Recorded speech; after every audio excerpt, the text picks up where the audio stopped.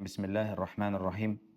Üçüncü bir məsələmiz isə bir yerə misafir gedildiyi zaman və yaxud da öz evimizə gəldiyimiz zaman qapı döyməyin ədəbləri nələrdir? Bunlardan danışacağıq. Qapı döyməyin birinci ədəbi Peyğəmbərimiz Muhammed sallallahu aleyhi və səlləm bir qapını döydüyü zaman heç vaxt o qapının tam ortasında dayanmazdı. Bəzən sağ tərəfə, bəzən isə sol tərəfə Rasulullah sallallahu aleyhi və səlləm yönələrdi. Bu da qapı döyməyin ədəblərindəndir ki, biz də bir yerə getdiyimiz zaman Muhammed sallallahu aleyhi və səlləmin bizə öyrətdiyi kimi qapının tən ortasında dayanmayacağıq, üzümüzü sağa və yaxud da sola çevirəcəyik ki, ta ki qapı anidən açıldığı zaman biz evin içərisini görməmiş olaq.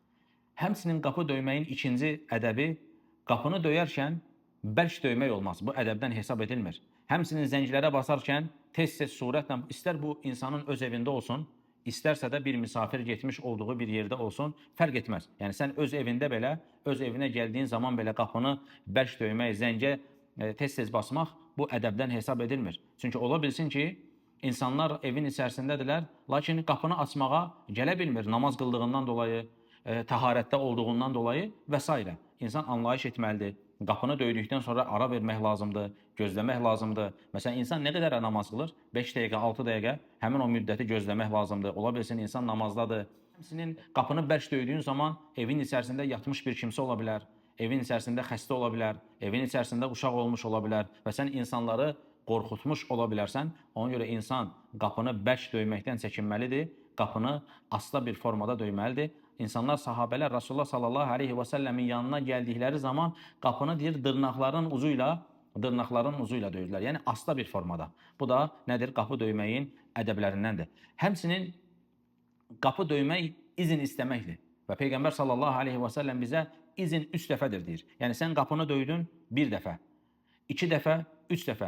Əgər sənə içəri girmək üçün izin verilməzsə, sən üzünü oradan çevirib gedirsən. Hətta sələflərdən bəziləri deyirlər ki, qapı bizə açılmadığı zaman biz daha çox sevinərdik ki, Allah Azza və Cəllənin əmrinə icabət eləyəcək. Yəni, oradan gedəcək. Allahın əmridir.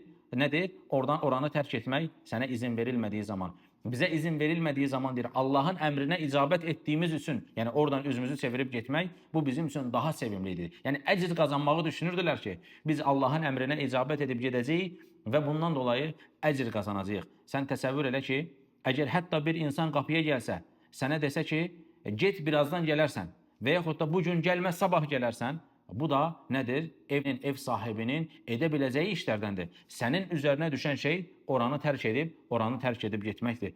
Yəni, bəzi insanlar baxırsan ki, bu günləri bunu düşünə bilmirlər. Məsələn, adam deyir ki, elə şey olar, mən adamın qapısına gəlmişəm, elə şey olar, mən adamın qapısını döymüşəm, adam məni içəri buraxmadı və s. Bundan dolayı nə edə bilirlər? Küsə bilir, inciyə bilir və s.